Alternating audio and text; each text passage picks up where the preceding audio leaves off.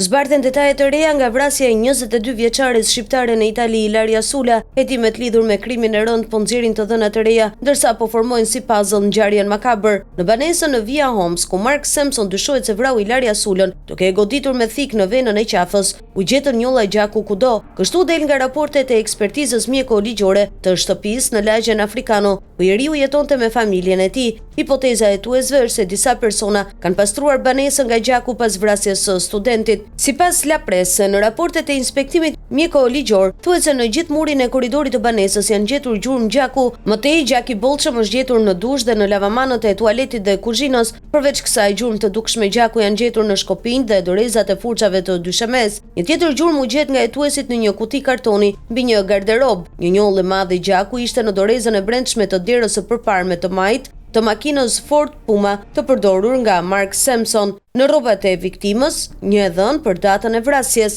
Për më tepër, veshja që kishte veshur Ilaria Sula kur u vra në shtëpinë e Mark Sampson mund të tregonte kohën e vrasjes së saj, mbrëmjen e 25 marsit, dhe jo në mëngjesin e datës 26, siç deklaroi autori. Trupi i saj mund të ketë qëndruar në banesë për të paktën 20 orë. Më 26 mars, supozohet se janë bler produkte për pastrimin e shtëpisë. Në konfirmim të kësaj, policia sekuestroi një faturë të lëshuar nga një dyqan mallrash dhe detergjentesh, jo shumë larg vendit ku ndodhi vrasja. Sipas asaj që raportohet, rezulton se Ilaria kishte veshur pantallona të zeza bershka dhe një xhup të bardhë HM të mbuluar me njolla gjaku. Gjithashtu në rrugën Homs u gjetën disa palë doreza lateks me gjurmë gjaku. Në makinën e Sampson, pak para hedhjes së trupit, u gjetën disa tuf flokësh të gjatë, me siguri që i përkisnin Ilarias. Trupi i studentes 22 vjeçare u gjet natën e 2 prillit në një shpat të malit Guadagnolo, Capranica Prenestina.